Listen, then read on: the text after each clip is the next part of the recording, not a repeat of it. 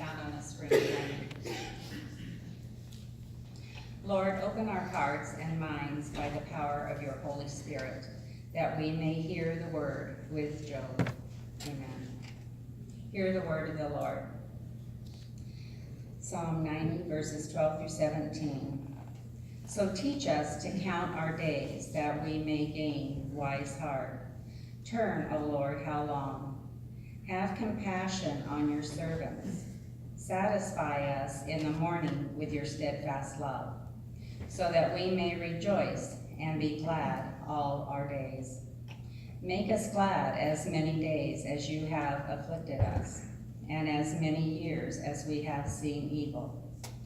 Let your work be manifest to your servants, and your glorious power to their children. Let the favor of the Lord our God be upon us, and prosper for us the work of our hands. O prosper the work of our hands. The word of the Lord. Thanks be to God.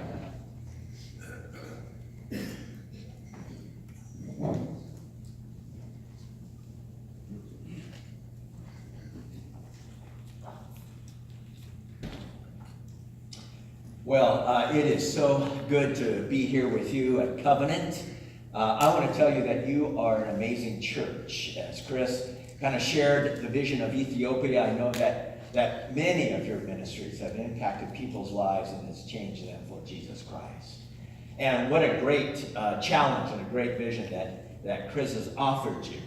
Because one of the things that I have experienced when I have traveled to different churches around the world is maybe they live in scarcity where we live in abundance, but they can tell us a lot about abundance when sometimes we feel like we're living in scarcity.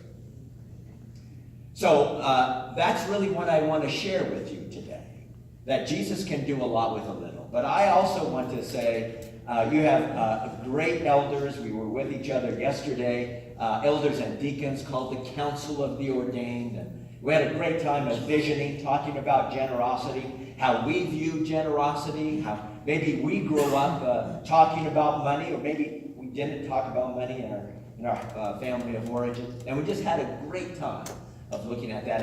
And you need to know that you have a great pastor in Kevin. And I want to say thanks to him and his leadership here and his dedication to Jesus Christ. So thank you, Kevin. It was great to have you.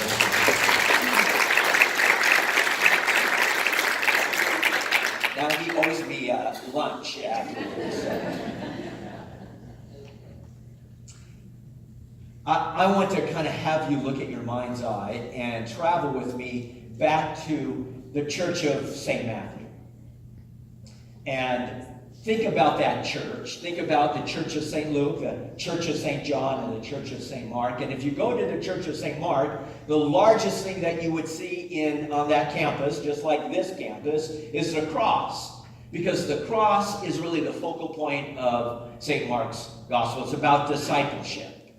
If you go to the Church of St. John, it's about worship. The largest building on its campus would be the sanctuary, because St. John's gospel has the eternal kingdom invading our world. If you go back to the Church of St. Luke, the largest building on its campus would be the Fellowship Hall. Because you'll find there in the Gospel of Luke, you'll find the prodigal son, the good Samaritan, and what Luke wants to do is invite everybody, as Kevin said, to the communion table to establish the covenant. Now, what about the Gospel of St. Matthew? Because Matthew is a teaching gospel to those who are non-Jewish.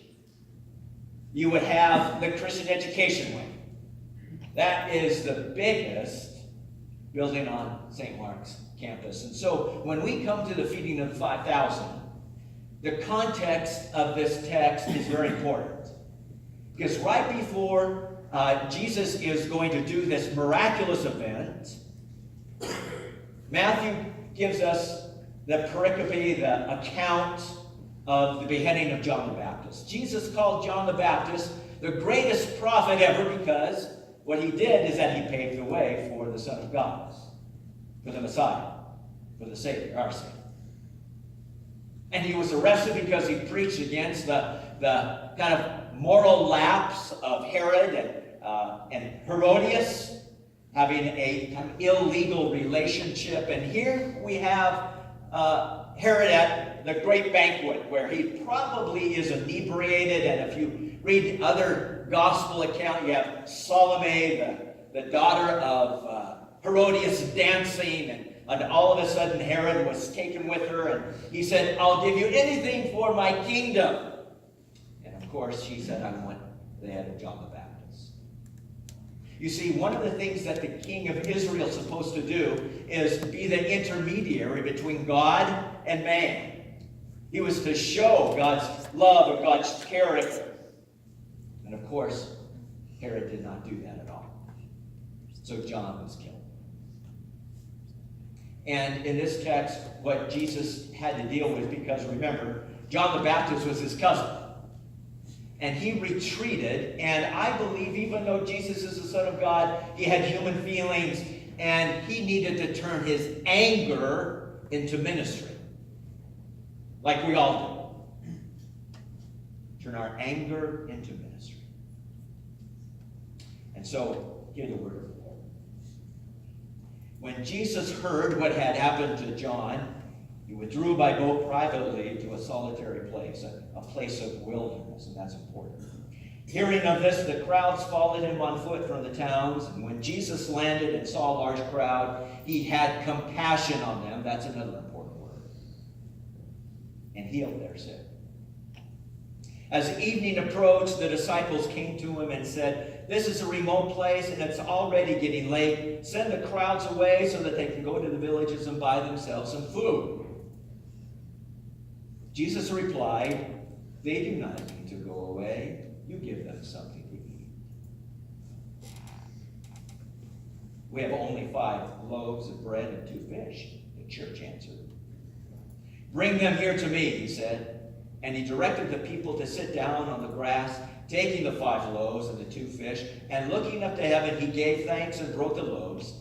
Then he gave them to the disciples, and the disciples gave them to the people. They all ate and were satisfied, and the disciples picked up 12 baskets of broken pieces that were left over, and the number of those who ate was about 5,000 men, besides women and children.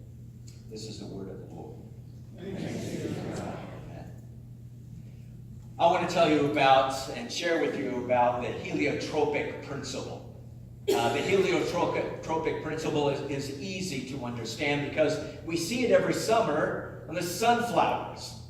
The heliotropic principle is that every living organism gravitates to the largest type of energy around it, whether that energy is positive or negative. And so we see the sunflower really demonstrating that principle as it finds the sun at sunrise and follows it all the way until sunset. The heliotropic principle. I find in the times that I have been with people who are talking about legacy giving, and I'm part of the Presbyterian Foundation. I'm what's called a ministry relations officer. And the foundation has been around since 1799, helping people to invest and distribute funds to churches. Last year we gave away about $68 million in mission. But when I have found people who are generous, like many Presbyterians, in over 200 years, what they're displaying is that heliotropic principle. People who are generous are speaking a good word into people's lives. I shared yesterday with the Council of Ordained that the definitive chapter that Paul talks about in terms of money and in terms of generosity is found in 2 Corinthians chapter 9, and he uses a very important word about generosity. And you've probably heard it and you've probably experienced it when you go to a memorial service. And he uses the word eulogy, and whenever you put an EU in front of a Greek word, it means good. Charis meaning grace, Eucharist meaning God's good gift, God's good surprise. And eulogy, God's good word. And when we are generous, we are speaking a good word into people's lives, as Jesus did. But we always struggle living between scarcity and abundance, don't we? And when I struggle personally with living between scarcity and abundance, I feel like Chippy. And I apologize to any parakeet lovers here, because Chippy in the story, which I found in U.S. News and World Report, gets a raw end of the story. Okay, so this is the story about Chippy. Chippy the parakeet never knew, and never saw it coming. One second he was peacefully perched in his cage. The next he was sucked in, washed up, and blown over. And the problems began when Chippy's owner decided to clean Chippy's cage with a vacuum cleaner. She removed the attachment from the end of the hose and stuck it in the cage. And the phone rang, and she turned to pick it up, and she barely said hello when whoosh, Chippy got sucked in. The bird owner gasped, put down the phone, turned off the vacuum, and opened the bag. And there was Chippy, still alive but stunned. Since the bird was covered with dust and soot, she grabbed him and raced to the bathroom, turned on the faucet, and held Chippy under the running water. Then, realizing that Chippy was soaked and shivering, she did what any compassionate bird owner would do. She reached for the hairdryer and blasted the pet with hot air. Poor Chippy never knew what hit him. And a few days later, after the trauma, the reporter who had initially written about the event contacted Chippy's owner to see how the bird was recovering. Well, she replied, Chippy doesn't sing much anymore. He just sits and stares. Yes. It's hard not to see why. Sucked in, washed up, and blown over, that's enough to steal the song. Stop his life. You see, when I live in scarcity rather than abundance, depending on Jesus Christ or on his love and his care, I feel like Chippy. Because I feel like there's not enough time, not enough sleep, not enough money. And someone said, Rob, you'll never have enough money. And she was a woman of great means. We always kind of live in scarcity rather than abundance. Lynn Twist, who wrote the book called The Soul of Money, said this about scarcity. She said, no matter who we are or what our circumstances are, we swim in conversations about what there isn't enough of. I see it myself. For me and for many of us, our first waking thought of the day is, I didn't get enough sleep. The next one is, I don't have enough time. Whether true or not, the thought of not enough occurs to us automatically before we even think to question or examine it. We spend most of the hours and the days of our lives hearing, explaining, complaining, or worrying about what we don't have enough of. We don't have enough time. We don't have enough to rest. We don't have enough exercise.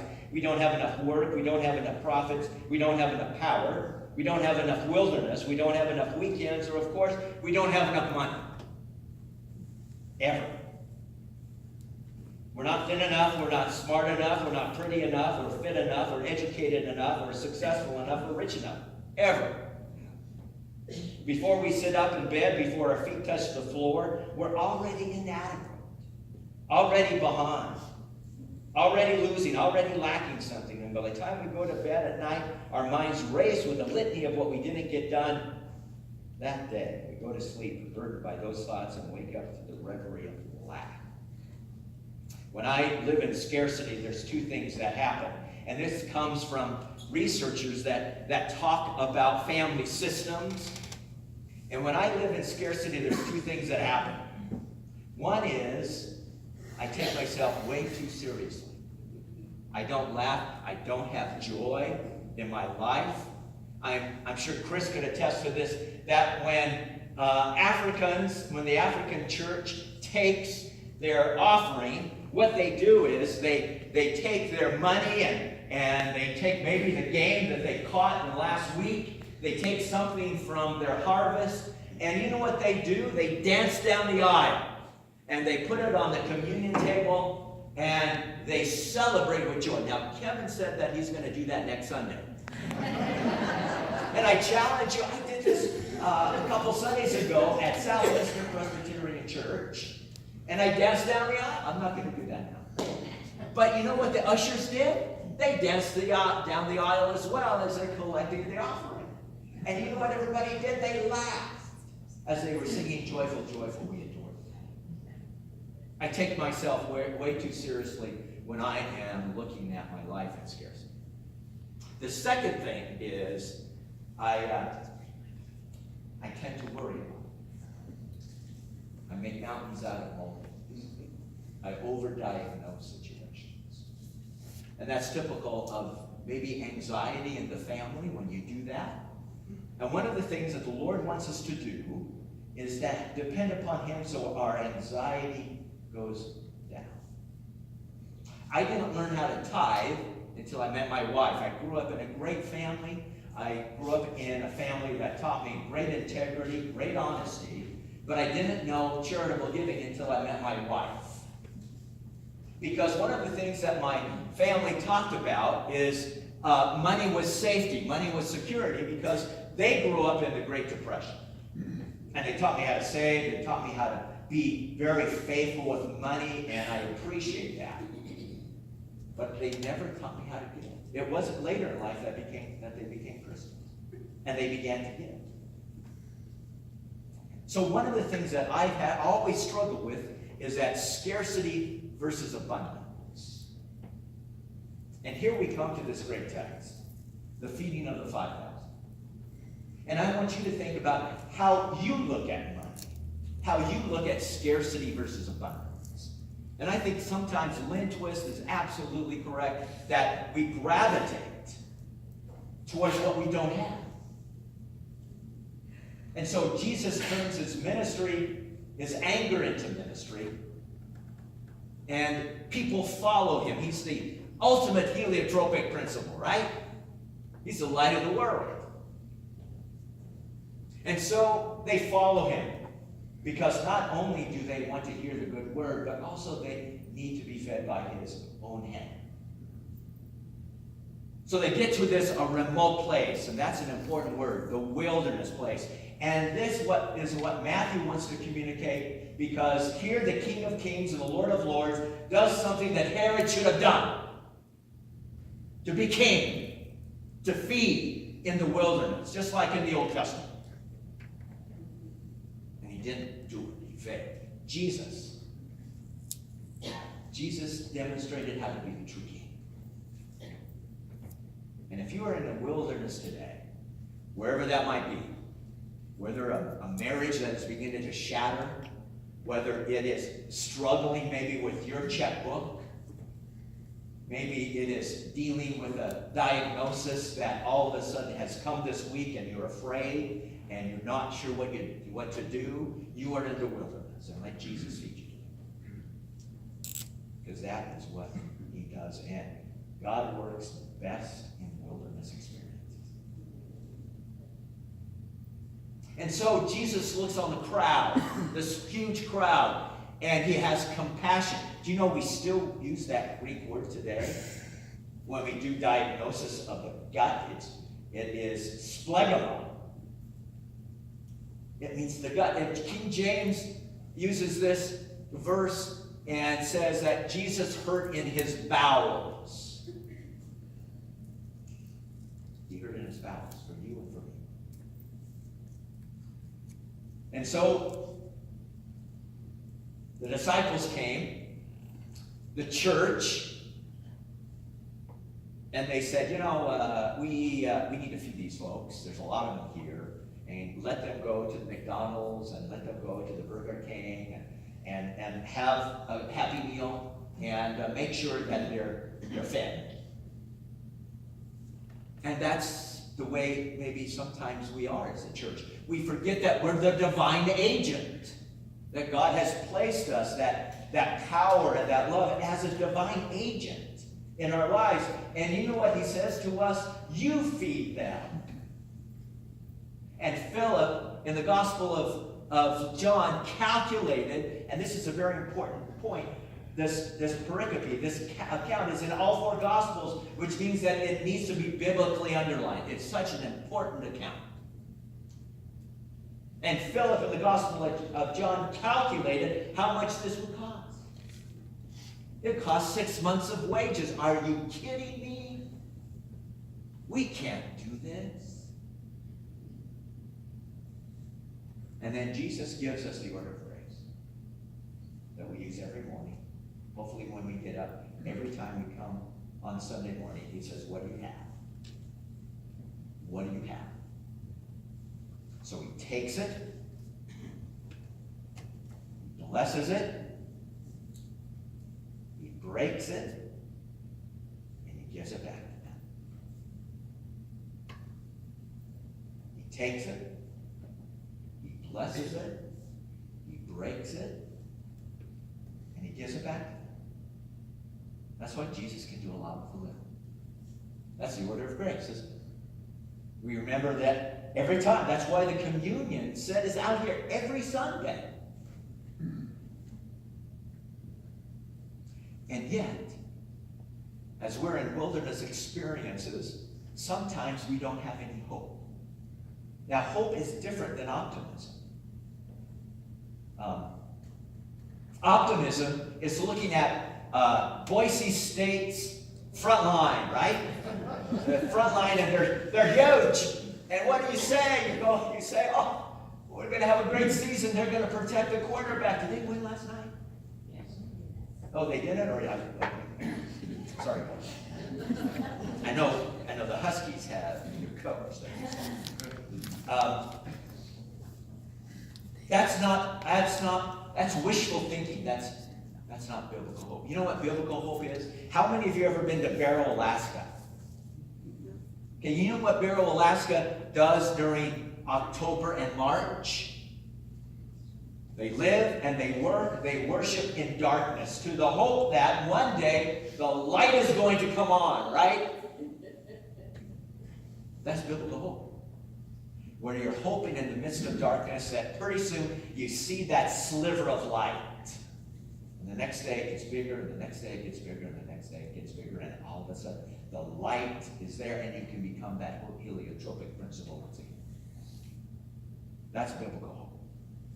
You see, one of the things that we have to deal with when it comes to money is that money, I learned this just recently, that money is not inert, that it has power over us. A theologian, a French theologian named Jacques Ellul, wrote an incredible book called Money and Power.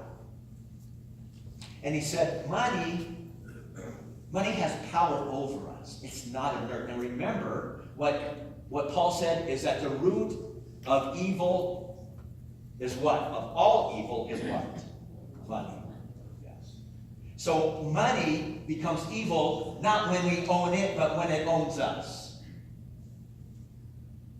And Jacques Ellul says, then it becomes the powers and principalities of this world. And what Jesus did on the cross is that he defeated those. And he corrals them. And that's one of the things that Jesus wants to do now, is to corral them. To corral our doubts, our worries. And that's what he did with the disciples, with the church. He said, what do you have? Give it to me. And all of them were fed. Not all of them were just fed. All of them were satisfied. What do you have today? Give it to him. Have him bless it. Have him break it. And have it give him back to you in full measure. And you'll see the great love of Jesus Christ in your own life. The promise, they don't have to leave. The commission, you give them something. The power, bring them to me, and the provision, is they ate all and were satisfied. I don't know about you, but I want to become the divine agent of Jesus Christ. When he says to me, Rob, what do you have? This amount, give it to me. And I will create abundance beyond your imagination, beyond whatever you can think and do. A wealthy man and his son loved to collect rare works of art. They had everything in their collection, from Picasso to Raphael. They would often sit together and admire the great works of art. And when the Vietnam conflict broke out, the son went to war. He was very courageous and died in battle while rescuing another soldier. The father was notified and deeply grieved for his only son. About a month later, just before Christmas, there was a knock at the door, and a young man stood at the door with a large package in his hands. He said, "Sir, you don't know me, but I am the soldier for whom your son gave his life." He saved many lives that day, and he was carrying me to safety when a bullet struck him in the heart, and he died instantly. We often talk about you and your love for art, and so here is what I did to honor your son. It's a painting of your son. And the father took it and began to cry because this man just captured his son, especially his eyes. And he said, come on in and let's talk. And so what he did is that the father put the portrait of his son above his mantle. Anyone who came to look at the great Picassos and Raphaels and the Rembrandts first was taken to the picture of the son. Taken to the picture of the son. Because that was the most precious possession the man had. So he hung it over his mantle. When the father died a few months later, and there was to be a great auction of his paintings, many influential people gathered, excited over seeing the great paintings and having an opportunity to purchase one for their collection. On the platform sent a painting of the son, and the auctioneer pounded his gavel. We'll start the bidding with this picture of the son. Who will bid for this picture? And there was silence. Then a voice in the back of the room shouted, hey, we want to see the famous painting. Skip this one.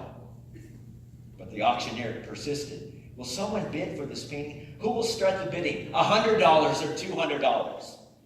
Another voice angrily said, we didn't come to see this painting. We came to see the Van Goghs or Rembrandts. Get on with the real bids. But the auctioneer continued and said, the son, who'll take the son? Finally, a voice from the back came, from the very back of the room, shouted, and it was a longtime gardener of the man and his son. He shouted, I will give $10 for the painting. And being a poor man, that was all he could afford. We have $10. Who will bid 20? Give it to him for 10. Let's see the masters. 10 is the bid. Won't someone bid 20? The crowd was becoming angry. They didn't want the picture of the son. They wanted some more worthy investments for their collection. The auctioneer pounded the gavel, going once, going twice. Sold! To the man in the back. The man sitting on the second row shouted, now let's get on with the real collection. The auctioneer laid down his gavel, said, I'm sorry, the auction is over. Well, what about the paintings? I'm sorry, when I was called to conduct this auction, I was told of a secret stipulation in the will. I was not allowed to reveal that stipulation until this time. Only the painting of the son would be auctioned. Whoever bought that painting would inherit the entire estate, including the paintings. You see, the person who took the son gets everything. God gave his son 2,000 years ago to die on the cross. And much like the auctioneer today, his message is the son, the son. We'll take the son. And Jesus is asking us, what do you have? What do you have for a legacy? What do you have that you can put in a will? Charitable giving so that covenant will survive way into the future and do ministry that they never thought that they could do. What do you have? Give it to me. And I'll bless it and break it and give it back to you. Not in scarcity, but in let's pray. Heavenly Father, we thank you for the gift of your grace. Thank you for your love that continues to chase after us. And when we are in the wilderness experiences, you give us not optimism, but biblical hope. And thank God you do. And I thank you for covenants, that they live lives not out of contract, a quid pro quo, that if they give something to you, you give something back to them, but they live because of the response you have given to us in Jesus Christ. And we give and we do what we need to do for the kingdom because what you have done so much for us is salvation. And so, Father, as we take this offering, let us always think of your bounty that you have given to us beyond measure and your love that is there for not only us, but everyone on this planet. So we thank you for your grace, for your love. In Christ's name we pray. Amen. Well, usher